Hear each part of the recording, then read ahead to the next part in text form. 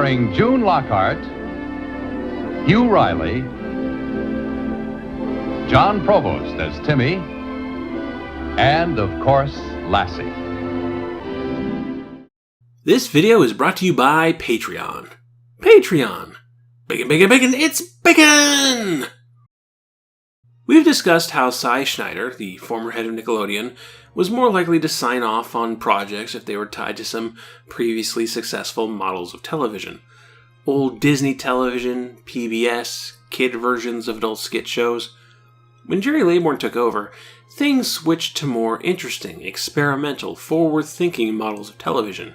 But, that did not mean that Laybourne was uninterested in older television. The amount of money for new productions was still minuscule, and the channel would be relying on licensing outside programming for years to come. So while Nickelodeon worked to gain some momentum, why not fill up a half-hour time slot with one of the all-time classic children's television programs? Throughout history, the loyal canine has been regarded as man's best friend. Sit. Stay. Then came Lassie. More than a man's best friend, Lassie's a dog's best friend, a cow's best friend, a beaver's best friend, an elephant's best friend, a kangaroo's best friend, not too fond of tigers, not an alligator's best friend, and not sure what to make of an ostrich. But most of all, Lassie's Timmy's best friend.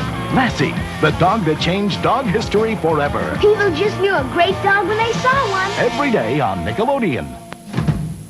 In 1984, Nickelodeon purchased the broadcast rights to 200 episodes of Lassie, that classic tale of a boy and his brave rough collie that had originally aired on CBS for 19 seasons, 591 episodes, from 1954 to 1973. This turned out to be a surprisingly important get for the channel in a number of ways, and Nickelodeon would continue airing reruns as late as 1996. But that's just scratching the surface of Lassie as a franchise. Lassie is arguably the most famous fictional dog ever, and you don't get there without a lot of twists and turns. So, let's take a look at the history of Lassie.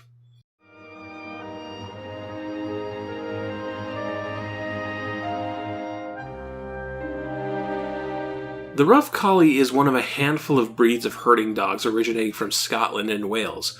The long-haired Rough Collie in contrast to the short-haired Smooth Collie. Typically loyal, gentle, and healthy, it was considered a simple commoner's dog until Queen Victoria acquired one for herself, turning them into a fashionable breed pretty much overnight. It became one of the first dog breeds to have fan clubs, with a Collie Club forming in England in 1881 and another in the United States in 1886. Being of Scottish origin, Lassie was a very common name for the dog, and stories of heroic collies named Lassie predate our Lassie by nearly 80 years. English writer Elizabeth Gaskell wrote about a collie named Lassie, who saves two brothers lost in the snow in the short story The Half-Brothers in 1859. Yes, there again, it was Lassie's bark. Now or never, I lifted up my voice and shouted, "Lassie! Lassie! For God's sakes, Lassie!" Another moment, and the great white-faced Lassie was curving and gambling with delight round my feet and legs, looking, however, up in my face with her intelligent, apprehensive eyes, as if fearing lest I might greet her with a blow, as I had done oftentimes before. But I cried with gladness as I stooped down and patted her. One apocryphal tale from World War I has a collie named Lassie identifying an unconscious alive soldier among the dead being brought in, allowing the man to get proper medical attention. Some sources claim this later story caught the attention of British-born, American-residing novelist Eric Knight, who also ran a collie kennel with his wife, and his own personal collie, Tootsie, was a constant traveling companion. Knight was also a reporter, and in 1938 traveled to Yorkshire to report on the struggles of families in industrial areas. There, he found many of the families had collies, but were being forced to sell the family pets to pay for food. Inspired by the relationship between collies and poverty, Knight wrote the short story Lassie Come Home, published on December 17, 1938 for the Saturday Evening Post. And this is where our Lassie officially begins. Lassie Come Home tells the story of a boy, Joe, and his dog, Lassie, who are separated when Joe's father sells the dog to the Duke of Rudling, who lives at the north tip of Scotland. Determined to get back to her boy, Lassie escapes the Duke and treks the long journey south, meeting many people, some kind, some cruel, before finally being reunited with Joe. Eyes bright, Lassie danced at Joe's side. In that trick of time, they spoke a language like a song, boy and dog, sun and meadow. The short story was expanded into a full book in 1940, which became a commercial and critical success. And a few years later, Hollywood studio Metro-Goldwyn-Mayer, or MGM, bought the film rights to the story for a reported $10,000, which, adjusted for inflation, would be $182,000 today. Not bad. Yes, great books do make great movies. This was true with Mrs. Miniver and Random Harvest. More recently, it was very true with The Human Comedy. And it will be true again with Dragon Seed, Madame Curie, See Here, Private Hargrove, and White Cliffs of Dover.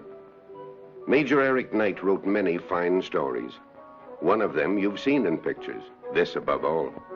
But his greatest story was Lassie Come Home. The film version of Lassie Come Home starred a young Roddy McDowall as Joe, Donald Crisp as Joe's father, Nigel Bruce as the Duke of Rudling, and a 10-year-old Elizabeth Taylor as Priscilla, the Duke's granddaughter. But the most important casting was going to be Lassie herself. Lassie could be said to have two fathers. Eric Knight created the character, but it was American animal trainer Rudd Weatherwax who provided the dog. Now, animal stars, and especially dog stars in particular, were already an old idea in the motion picture business come the 1940s. The Sennheiser Company had Shep, RKO had Ace, and the most famous Hollywood dog before Lassie was Warner Brothers star German Shepherd Rin Tin Tin, who you might remember from his serials being played on Nickel Flicks. Naturally, dog trainers became a pretty big business, and for Weatherwax, it was a family business. Rudd's brother, Frank Weatherwax, had trained Skippy, who played William Powell's sidekick Asta in the very popular Thin Man series. One day, Rudd Weatherwax was given the task of getting a dog out of the habit of chasing motorcycles. The dog was a male rough collie named Pal, a very smart and brave dog, but Weatherwax could just not break the motorcycle habit. When the original owners wouldn't take the dog back, Pal became Weatherwax's dog, but Weatherwax just didn't know what to do with him. At this same time, Weatherwax was training German Shepherds for a film called Rip Goes to War. The producer of the film, Dor Sherry, was also the producer of Lassie Come Home. "Oh, hey boss, I heard you were looking for a rough collie. I've got a rough collie. Let's talk." Initially, Pal was hired only as a stunt dog, but it soon became clear that Pal had a better screen presence than the more skittish female dog that MGM originally cast. The legend goes that there was a scene where the original dog had to cross a river, but it was too timid around water. When Pal performed the stunt instead, his timing and physical expressions were so perfect that the original dog was fired almost immediately, and Pal took over the role of Lassie. Director Fred M. Wilcox is reported to have said, "That dog that jumped in the river may have been Pal, but it was Lassie who crawled out. Your dog is my star. I don't care what anyone says." There's a lot of inflated legends around the old studio system. Actors that the studio wanted to push were often given fabricated backstories to make them more appealing to audiences. As we'll see in a bit, Lassie would end up becoming a very big star for MGM, and it would go through the same process of myth-making. Which is to say that it's sometimes hard to determine what's a true story and what's part of the Hollywood magic, so I'm trying to use qualifying language whenever I'm not 100% sure myself. In any case, Pal was properly cast as Lassie, Rudd Weatherwax became the film's official animal trainer, and Lassie Come Home was released on October 7th, 1943.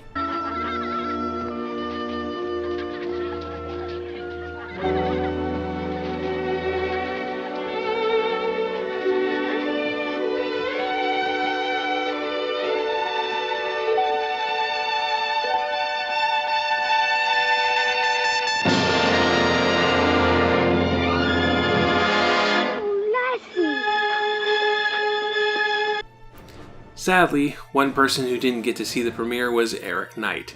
He had enlisted in the United States Army to fight in World War II, and died in a plane crash 9 months before the film's premiere. The film was a hit.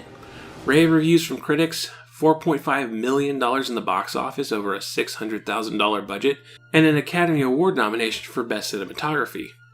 Lassie Come Home was a huge success for MGM, with the character of Lassie and Pal's performance getting a lot of attention. MGM wasted no time in getting a sequel into production.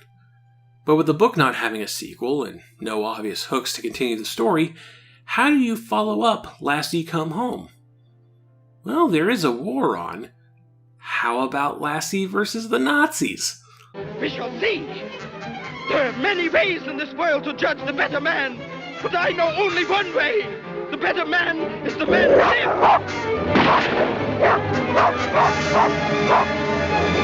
Son of Lassie follows a grown-up Joe, played now by Peter Lawford, as he joins the army and ends up trapped behind enemy lines with the titular son of Lassie, named Laddie, played by Pal, the older Lassie now being played by a different dog. Donald Crisp and Nigel Bruce returned, and June Lockhart was cast as the grown-up Priscilla.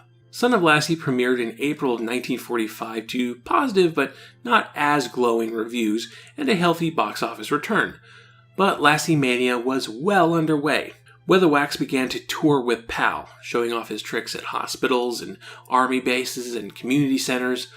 Lassie became the mascot of Red Heart dog food, and purebred collie ownership blew up in the United States, going from just 2,700 registered collies in 1944 to over 10,000 in 1946. MGM wanted to keep the Lassie train moving, but instead of continuing the story of Joe and Priscilla, it was decided to make Lassie into an actor, playing other dog characters in other stories. In the next film, 1946's Courage of Lassie, Pal plays Lassie playing a dog named Bill. It's kind of like when the Muppets play other characters. Lassie plays Bill the same way Kermit the Frog plays Bob Cratchit. This tended to alternate as the Lassie movie machine chugged on. Sometimes Pal would play Lassie, and sometimes Pal would play Lassie playing someone else.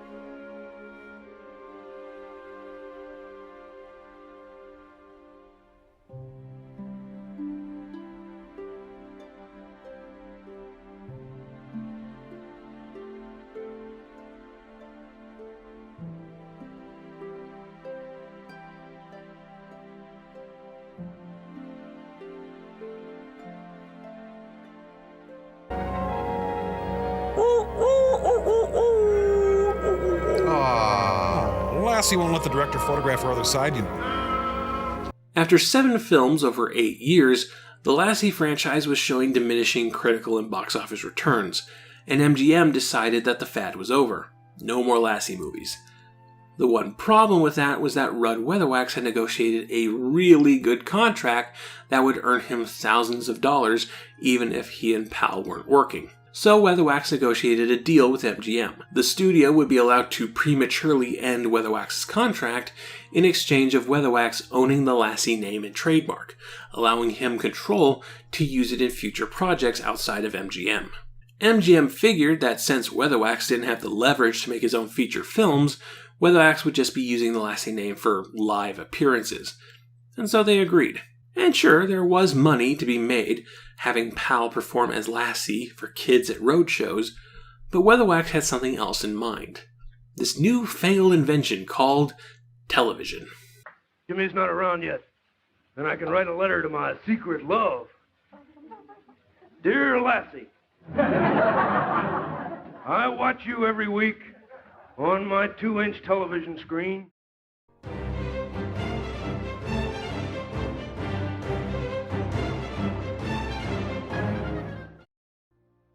Robert Maxwell was also very interested in television. Previously a radio producer and writer who had worked on radio shows like The Adventures of Superman, he transitioned to the George Reeves starring Adventures of Superman in 1951, which Nickelodeon aired in 1991, so keep an eye out for that.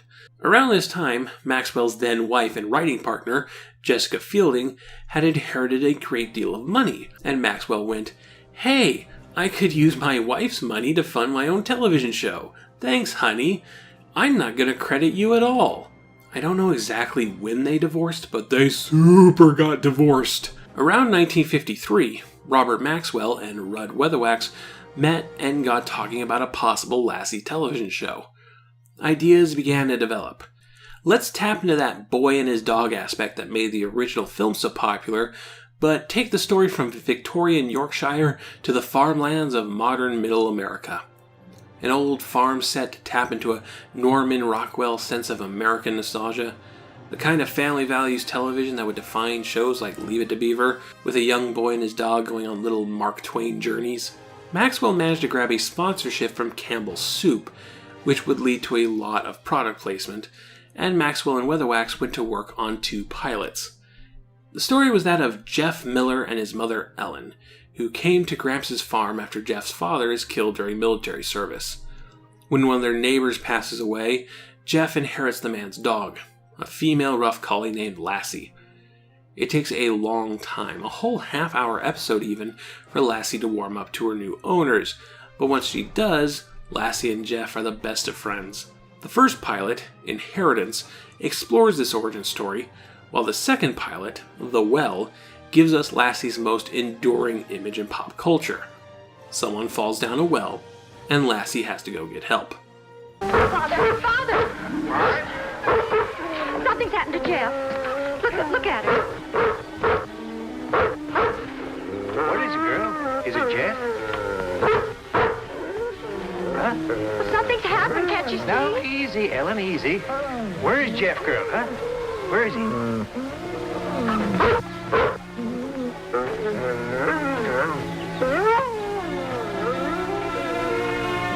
So Maxwell and Weatherwax shopped the pilots around for a bit, and this is the early 1950s, so even though there were only 3 stations, they were all still dying for real solid content.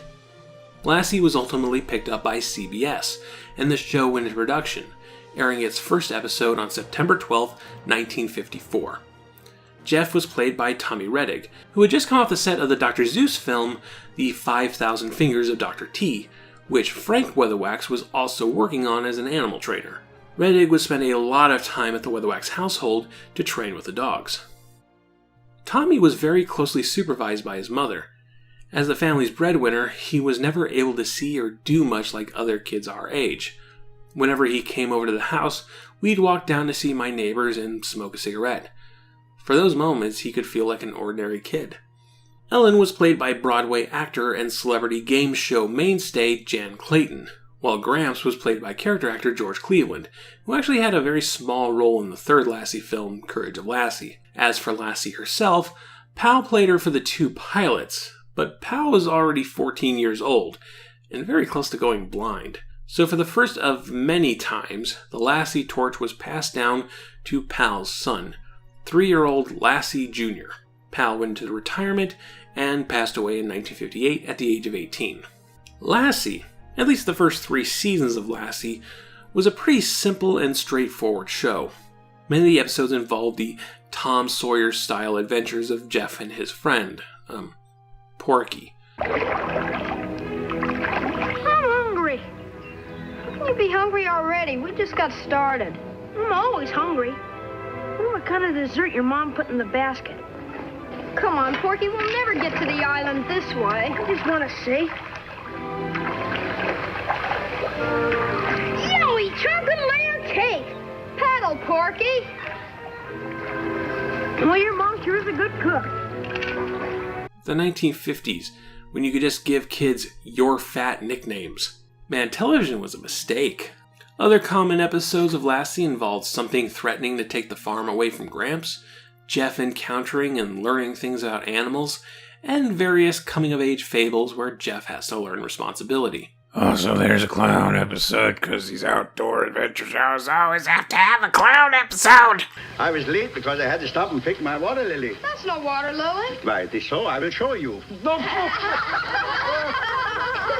For a show in the early 50s, Lassie was fairly left-leaning in its politics. In the Season 2 episode The Visitor, the Miller family becomes the home of a Japanese exchange student. Gramps is initially hesitant. He's an old man with old values. But when Haru shows up, Gramp warms up to him pretty quickly. The rest of the town isn't so kind, and when two boys attack Haru and he's forced to defend himself, those boys' fathers get within an inch of lynching the poor kid. Why, you're talking crazy. Each of your kids are twice as big as Haru. Yeah, but he fought dirty. Yeah, that's sneaky jujitsu. Well, now, listen, go on home and simmer down, and we'll deal with this, eh? I aim to get that Jap. Say, get off my land or I'll throw you off.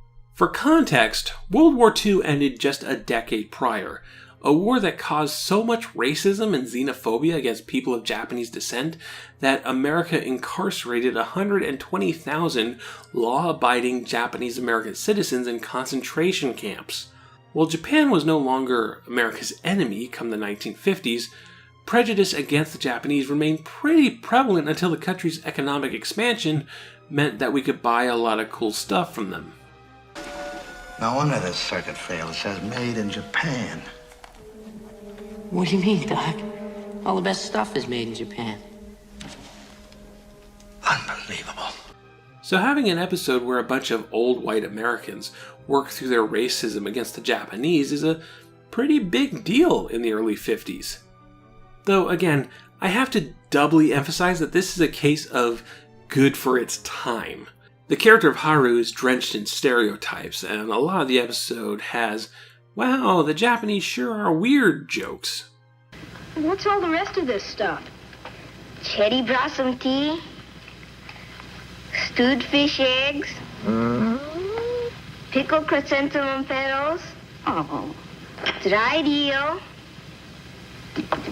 jellied monkey livers.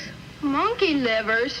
A rare delicacy. Also, bottled sparrow eggs, bamboo, and very fine fish heads for big Japanese fish later. It also gets resolved way too easily. Haru ends up saving one of the racist dad's lives, and they immediately go, "Oh, we're sorry about our racism. We'll never lynch anyone ever again." I ain't much at making speeches, Haru, but I reckon you know how I feel. That goes double for me. Oh, here's a little something special for your Paul. I accept for him with gratitude. And racism was solved forever. Hooray! Still, good for the 50s, I guess. A Season 3 episode, The Harvesters, sees Jeff making friends with a migrant family and facing anti-immigration sentiments. So, if anybody tells you that television didn't used to be political, tell them Lassie was pro-immigration. Now, I've been talking about Lassie in the order of its own chronology, but in the chronology of Nickelodeon, these first 3 seasons were actually the last bit of Lassie the channel aired. The show would go through a lot of changes, and when it came time to rerun Lassie in syndication in 1958, these first 3 seasons were rebranded as Jeff's Collie to distinguish it from the Lassie still airing.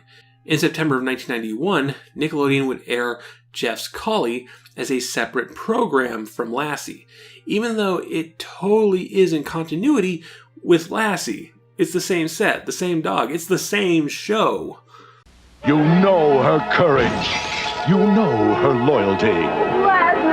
And now, in the Nickelodeon premiere of her very first TV series, Lassie is Jeff's Collie in Jeff's Collie. Meet her very first family and see Lassie as you've never seen her before with a boy named Jeff. Catch them every afternoon on Nickelodeon's newest Lassie show, Jeff's Collie. Weekdays at 2:30, 1:30 Central on Nickelodeon. So Lassie would air on Nickelodeon at 8 in the morning, while Jeff's Collie would air at 1:30 in the afternoon, between The Little Bits and Flipper. Jeff's Collie ran on Nickelodeon until October of 1992, but Lassie Prime would keep going until 1996. And what was Lassie Prime, you might say? Well, the first 3 seasons of Lassie were popular, but they had nothing on what was about to come.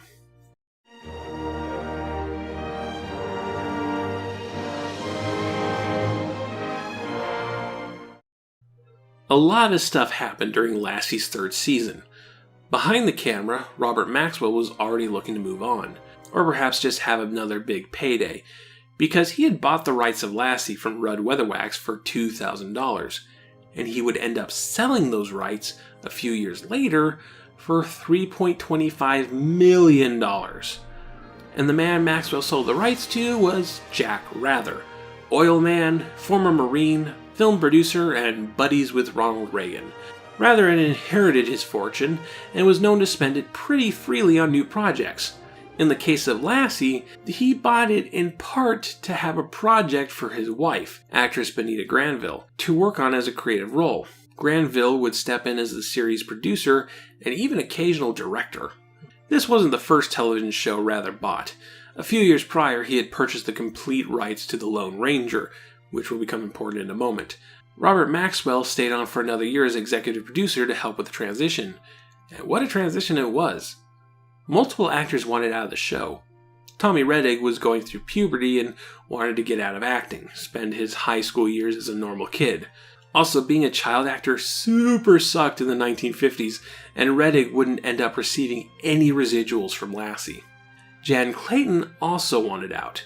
She was already struggling to balance the show with her family life, and then in September of 1956, Clayton's 16-year-old daughter died tragically in a car accident.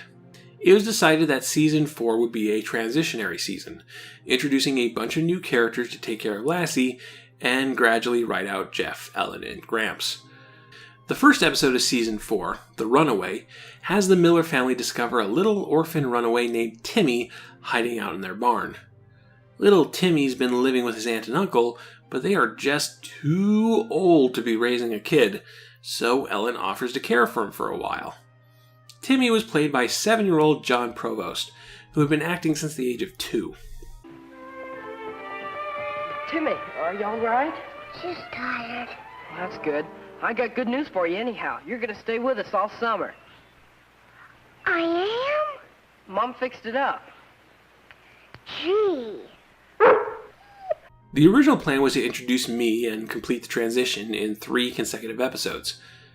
3 shows came and went, and 3 more, and 6 more, and no transition. The producers were happy. Campbell's Soup was happy. Everyone was hoping Jan and Tommy would change their minds and stay. So the transition stretched out longer than intended, with Timmy being Jeff's little sidekick for a while. Also, this happened.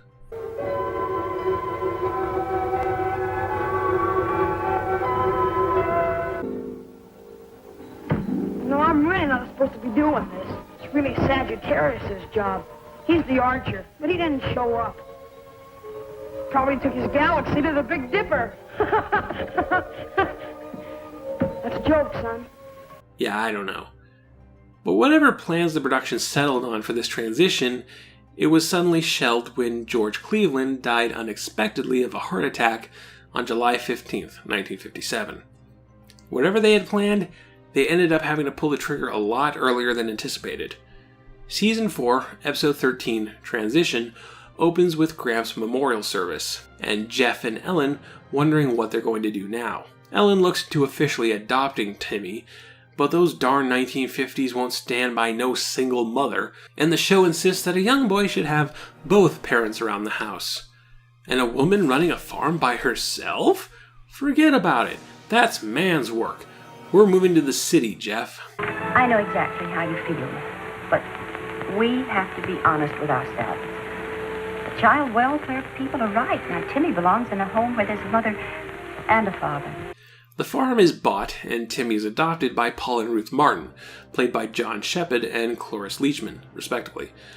And since people liked Gramps, George Chandler came in a few episodes later as Uncle Petrie, filling in Gramps' old man shoes. And, of course, Jeff leaves Lassie with Timmy. Lassie, now listen. You stay with Timmy, girl. Take real good care of him, like you always took care of me. And I'll come back to see you sometime, real soon. Goodbye, girl.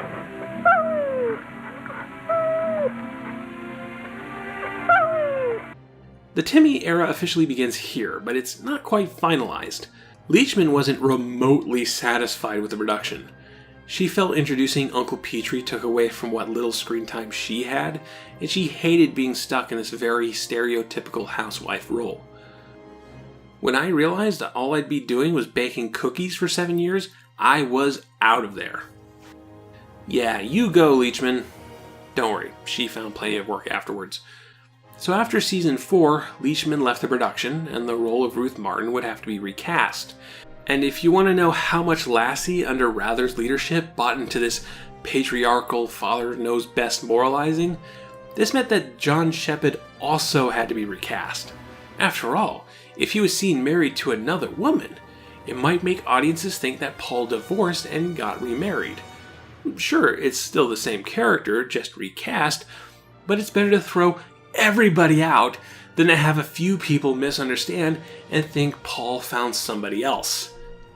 Sorry, Joe. I know you're excited about having a steady acting gig, but this is the 1950s, damn it. No single moms and no divorced dads. So Paul and Ruth regenerated between seasons and were recast with Hugh Riley and June Lockhart. Hello again, June. Lockhart herself butted heads with the housewife image. Around this time, June Lockhart caused an accidental commotion in the press when a reporter included that she downed half a jigger of scotch during the interview. She admitted occasionally enjoying a scotch, a practical joke, and swearing on occasion. Well, you never saw such a fuss when the article appeared. A delegation of suits flew out from the sponsor's headquarters in Camden, New Jersey.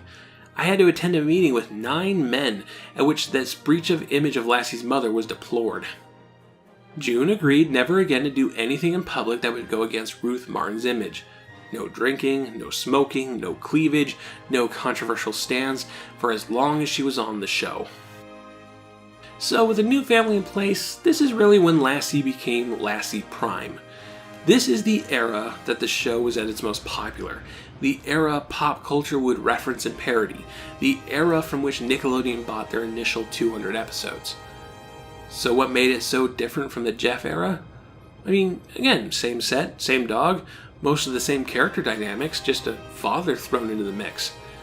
In fact, a lot of Jeff plots would be reused during this time. Oh no, a giant cat escaped from the circus and it's wandering around the farm. Oh, Jeff's collie did that already with a lion? Well, we'll do it with a tiger. That's totally different. We'll do 2 episodes about tigers. I think the best way to demonstrate how the show changed would be to compare 2 episodes with very similar plots. Season 2's The Hawk and Season 8's Bird of Prey. Both episodes are about our main protagonist finding an injured predatory bird. Jeff finds a hawk, while Timmy finds a falcon. In each episode, the boy takes the bird home and keeps it in the barn, intending to train it. But something goes wrong, and the boy is forced to give up on the bird. Now in The Hawk, Jeff taking in a bird of prey is a major point of conflict. He knows his mother won't approve, so he keeps it secret as long as he can, even coaxing Porky to lie. Jeff was allowed to be an asshole sometimes, whereas Timmy is this perfect little button of a boy. Even when he gets in trouble, nobody's really mad at him, and when he brings the falcon over, Paul and Ruth are all, yeah, sure, that seems like a fun thing to do. Then, the complication. Throughout the episode, Gramps is worried that the hawk will start killing his chickens. Jeff, you can't just will predation out of nature, Gramps says.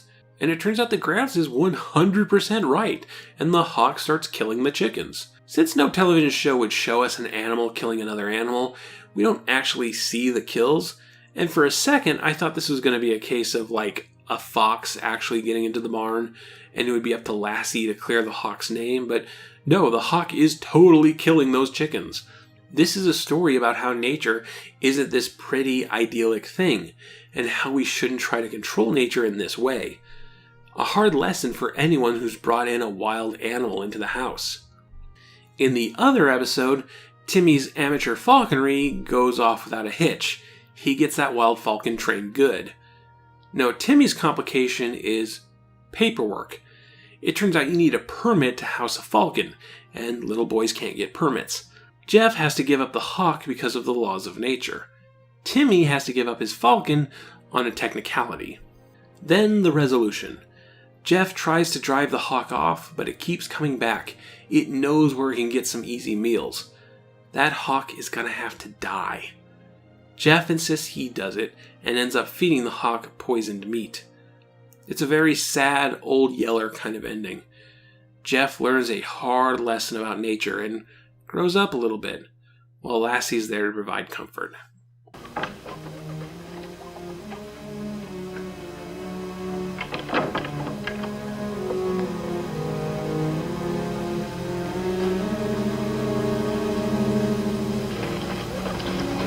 Good morning, Gramps.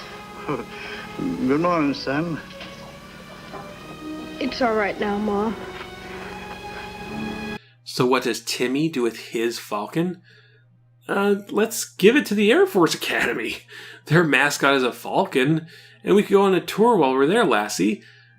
That's Fairchild Hall where we study. Anything from thermodynamics to rocket propulsion. For me, it's aerospace. You can call Harmon Hall the nerve center of the whole academy. That's where the superintendent and his staff make things hum. In there, they decide who gets to be a cadet, whether he stays a cadet, or whether he graduates and becomes a second lieutenant. There's the chapel, symbolizing the Air Force. Its girders reaching skyward up into space. Cadet Richard Martin will accept on behalf of the United States Air Force Academy.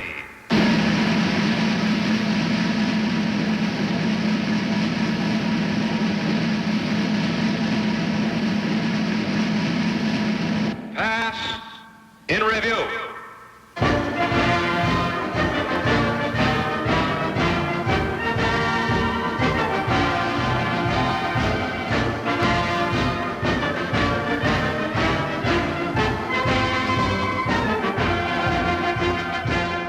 So Timmy learns that kidnapping wild animals is totally cool as long as you have a permit, and also, gee golly, the Air Force sure is swell.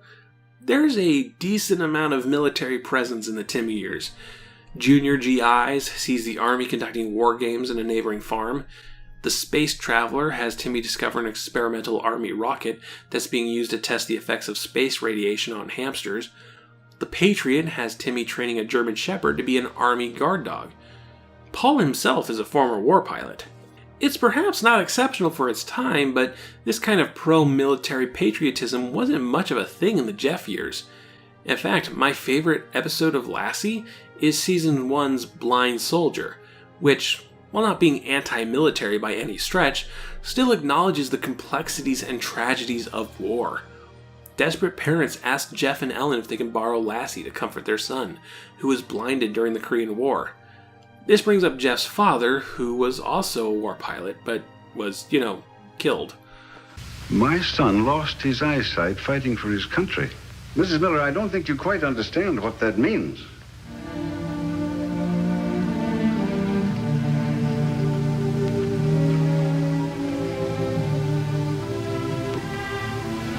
This is a picture of my husband, Mr. Barton, Jeff's father. He was killed in action.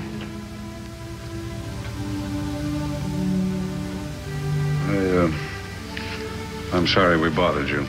It's not that Robert Maxwell's Lassie was unpatriotic and anti-military, but it wasn't a flag-waving, Pledge of Allegiance kind of show.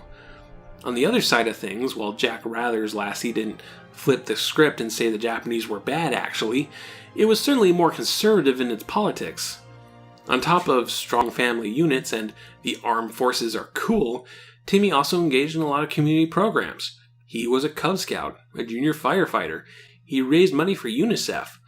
And in one of the most famous episodes of the show, Season 5's Peace Patrol, Timmy joins the program of the same name, where you're tasked with selling U.S. saving stamps.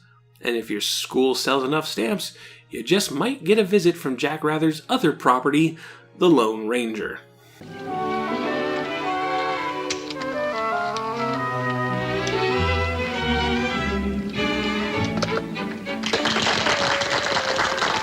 Thank you, ladies and gentlemen. Thanks to all of you. And a special thank you to the members of the Lone Ranger Peace Patrol. You know, boys and girls, it's youngsters like you that make up the backbone of America. Growing up fine and free. And it's the saving stamps and bonds that you buy that help keep our country strong. Until today, Silver was the only animal in the Peace Patrol. But now, we proudly welcome another. Ladies and gentlemen, a hand for Lassie. Patriarchal and patriotic, the Timmy era of Lassie really was that 1950s television stereotype. Was it the most egregious example? No. Is there still entertainment value to be found here? Of course! It's Lassie being a hero. All the right-leaning politics in the world couldn't corrupt dog tricks. It's just that the transition between Robert Maxwell and Jack Rather is super interesting. It looks like the same show, but it's so different. So Lassie kept going. The 1950s became the 1960s. Lassie Jr. got cancer, beat it, but had to step down from the role, being replaced first by Lassie Jr.'s son Spook, who is not very good at it, but was the only adult collie they had available at the time, and then by another one of Lassie Jr.'s sons, Baby. As John Provost grew older, Rather realized that they would probably have to go through another transition cycle, and during this time, Lassie began to experiment with the format. Season 8 would bring us Lassie's first multi-parter, the 3-part The Odyssey, where Lassie gets trapped in a truck and ends up hundreds of miles away from home. It's a nice throwback to Lassie's roots, traveling back to her boy as she did in the original Lassie Come Home. Season 9 will give us the 5-parter The Journey, the first episodes of Lassie recorded in color. Technicolor was used in this production because, on top of airing it on television, it was edited together into a feature-length theatrical film, Lassie's Great Adventure, released in 1963, the first time Lassie had been in theaters in 12 years. Then, in Season 10, the last full Timmy season, there was the 5-parter The Disappearance, where Lassie gets separated from the family when they go camping. Lassie ends up in the hands of Forest Service Ranger Corey Stewart, played by Robert Bray. Lassie and Timmy would eventually become reunited, but the seeds for Lassie's future are laid down here.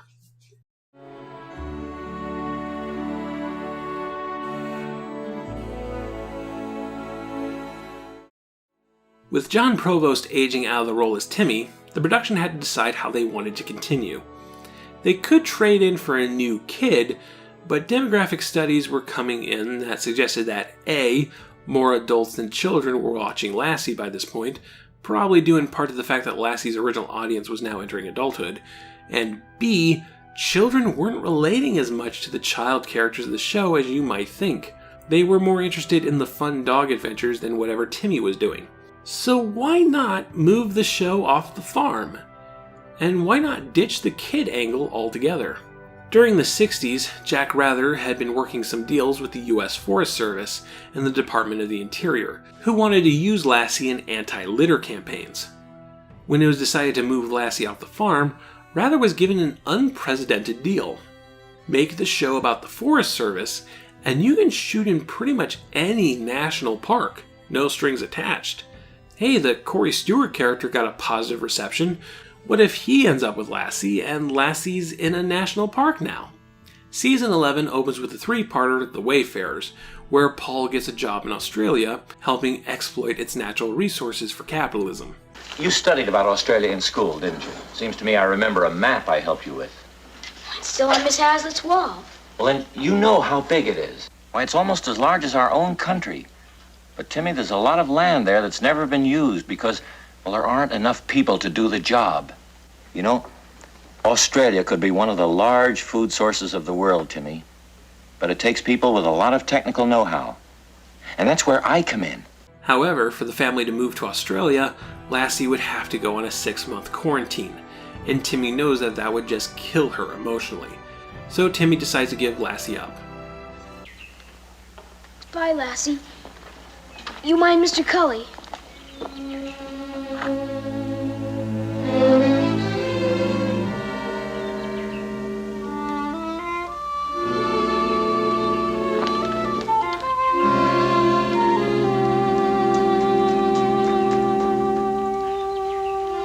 First, he gives Lassie to family friend Cully, but when Cully suffers a heart attack, Lassie gets help, but in the process gets lost. And who should she run into but her old friend, Corey Stewart. Cully recovers and has decided that Corey should keep Lassie. So, goodbye farm set, hello more on-location shooting. The plot during this time became more focused. With no kid in the lead, there was no Tom Sawyer shenanigans, less call for goofy circus animal plots, and when every episode is about the Forest Service, there's less need for patriotic backpatting with the Army. Plots tended to fall into two categories, either visitors to a national park getting in trouble, or small woodland creatures getting in trouble. This pivoted the series to stories more like The Hawk, about respecting nature, even if it can be ugly sometimes. The Forest Service was very happy with the attention the show was giving them. For 60 years, our men have been building a public image through their ability, integrity, warmth, and dedication.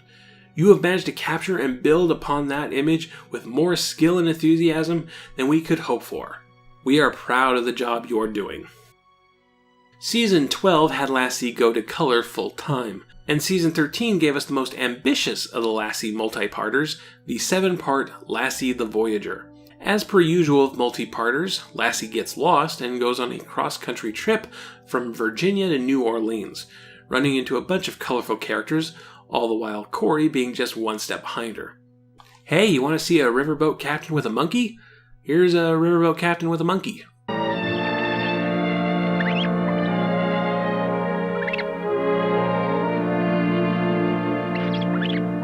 Sadly, Baby, the fourth dog to play Lassie, got cancer a few years into the Ranger years and died in 1966. Baby's son Meyer would take over the role of Lassie. Officially, Meyer was Lassie 4 because they don't count Spook, but I count Spook because Spook is a good boy who tried his best. Now, the Forest Ranger years make for solid outdoor adventure. It's good, but it doesn't have a lot of episodes that stick out besides the epic multi-parters. Without the kid hijinks and Lone Ranger crossovers, there's not a lot to point to and go, whoa, there's some interesting TV, which can be a detriment to retrospectives like this. In fact, I was considering skimming this part more than I already am, because I thought it never aired on Nickelodeon. It wasn't part of the initial 200 episode purchase, and it wasn't separated from Lassie Prime like Jeff's Collie was. And most TV guides I have in my possession don't list which episodes of Lassie aired on Nick. I was operating mostly on collective memory and a few press releases, and I didn't think the Forest Ranger stuff aired on Nickelodeon. But then, I found this tape in a thrift store, with a recording of an Inspector Gadget marathon that aired on Nickelodeon in February of 1990, as well as a few shows that came on after the marathon was over. And lo and behold, a Forest Ranger episode of Lassie.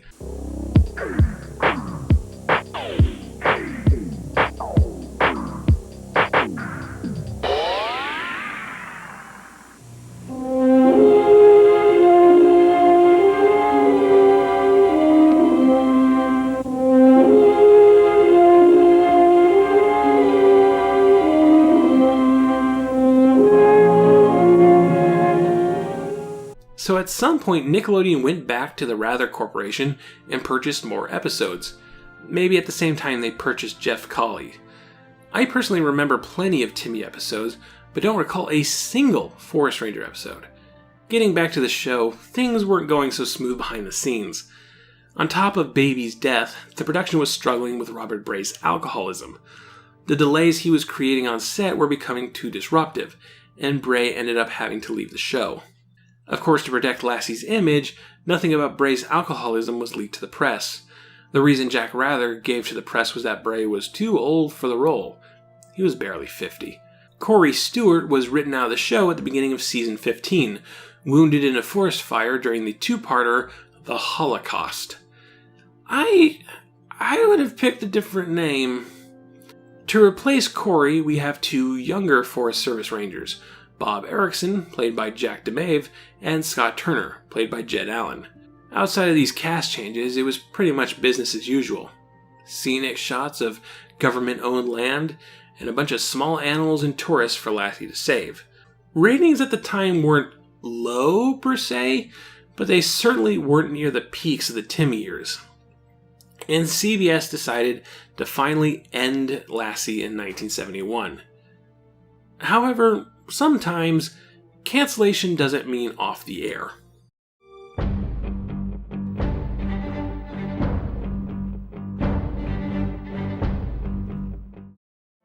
While CBS was no longer airing Lassie, they didn't own the show. Jack Rather did. So if he wanted to continue producing and selling it to syndication, he was well within his right. Season 17 was a major shift for the show. On top of another doggy cast change, from Meyer to Hey Hey, Lassie suddenly found herself on her own, traveling the country from place to place, meeting people, sort of a season-long version of Lassie the Voyager. Lassie had a pretty tight continuity up to this point, but there was no transition between the end of the Forest Ranger years and this. She's just on her own suddenly. The format is pretty similar to that of The Littlest Hobo, Canada's big dog franchise about a stray dog wandering around and having adventures. Lassie's final 2 seasons were something of a throwback, giving Lassie a new home on the Holden Ranch, foster home to a number of boys, just all of the boys. Still, even going back to her roots, Lassie Mania was over. The ratings weren't in it, and Lassie was good and properly cancelled in 1973.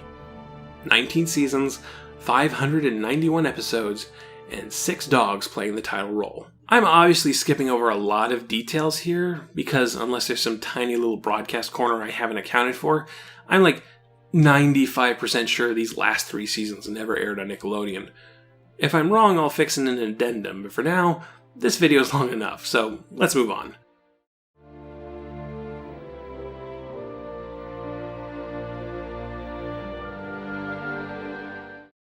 Now, Lassie the TV show was over, but Lassie never stopped being a figure in pop culture.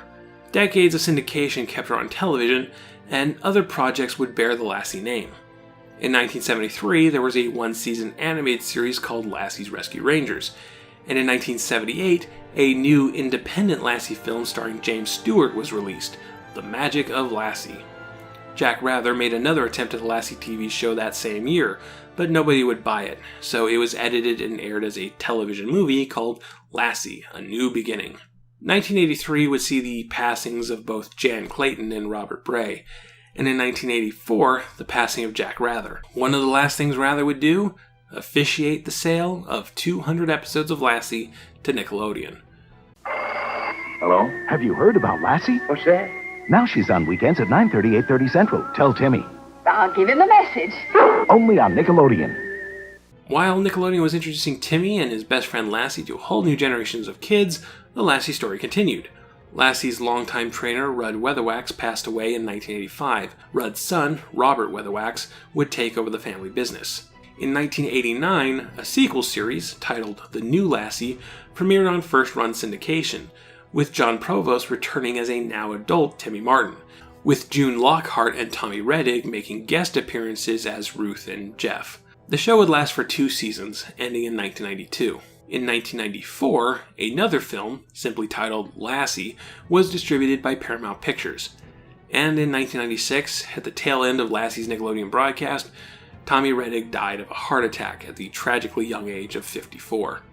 These events, both good and bad, kept Lassie in the public eye, which translated into regular returns of the Nickelodeon broadcast. For 12 years, Lassie would be a reliable mainstay for the channel. They believed in Lassie. How do I know that? Because Lassie was the only show that Nickelodeon didn't own, that Nickelodeon printed home video releases of. These VHS tapes are exceptional among all of Nickelodeon's home video library. I don't know what hoops the channel had to jump through to make this happen, but they did it. I own 4 of them. Timmy's in trouble. I'm afraid I'm gonna fall over! Mom needs help fast. Who can you count on?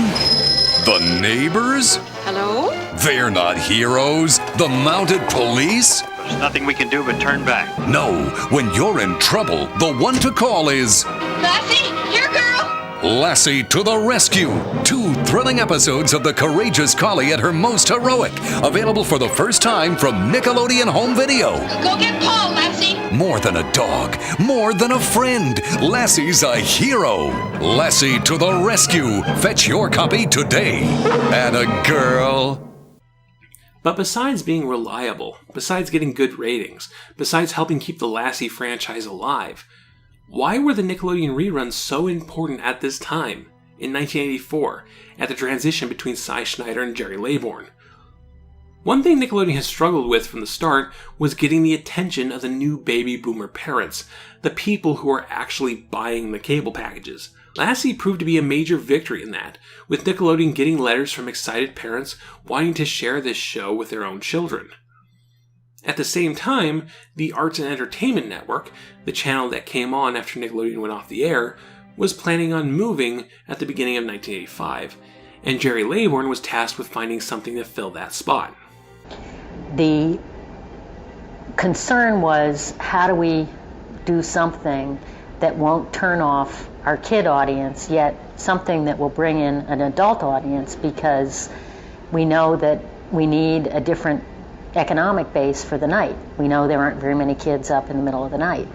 We had just put Lassie on the air, which was our first real retro television, and I was getting all these letters from parents thanking us, saying... In the Nick at Night time period? No, in Nickelodeon. In the Nickelodeon time period. And I was getting all these lovely letters saying, it's so great that you're introducing my kid to something that I had as a kid, and suddenly it's like, whack. You know, that's what we do. It's right there. But we'll save the rest of the story of Nick at Night for another episode. Lassie has arguably the biggest legacy I'll ever cover on Knacks. While its home video presence, especially on DVD, has been pretty lacking, its frequent reruns on Nickelodeon, on TV Land, and plenty of other channels well into the 21st century have left it easy to find via file sharing. There's a ton of it on YouTube, so if you want to experience television history, the birth of Nick at Night, or just want a fun adventure starring a handsome collie, Lassie will always be there, waiting for you. Nick, Nick, Nick, Nick, Nick, Nick, Nick, Nickelodeon. Nick, Nick, Nick, Nick, Nick, Nick, Nick, Nickelodeon. Next time, before Full House, Uncle Joey had a talk show. Sorta. Cut it out. Lassie proved to be a huge project, so in turn, here are 3 books that I used as research. First is Lassie, A Dog's Life, The First 50 Years, by Ace Collins. This book from 1993 is perhaps not the most reliable. It does give in to some of the myths about the Lassie franchise, especially during the MGM years, but it did give me a working skeleton for this project, and has a ton of great photos.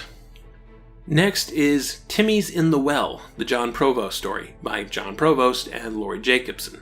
Not only an autobiography of the actor who played Timmy, this book also has a lot of great photos and quotes from many of the actors and crew who worked on Lassie during the Timmy years. And finally, 4 Feet of Fame, a Hollywood dog trainer's journey, by Bob Weatherwax and Richard Lester. Written by his son, Rudd Weatherwax really was the pulse of the Lassie franchise, and this book gives us a nice slice into his life. Thank you all for watching. This was one of the longer ones, but Lassie is a huge franchise. It could have been twice as long, easy. If you'd like to support Knacks and the Pop Arena, perhaps consider contributing to my Patreon. Every dollar goes to production values, research materials, and keeping the lights on. You can also support me by subscribing to the channel, hitting that bell icon for notifications, pressing the like button, following me on Twitter, sending a one-time donation through Ko-fi, and sharing this video with all your friends and family. Thanks for coming along on this crazy journey through the history of Nickelodeon.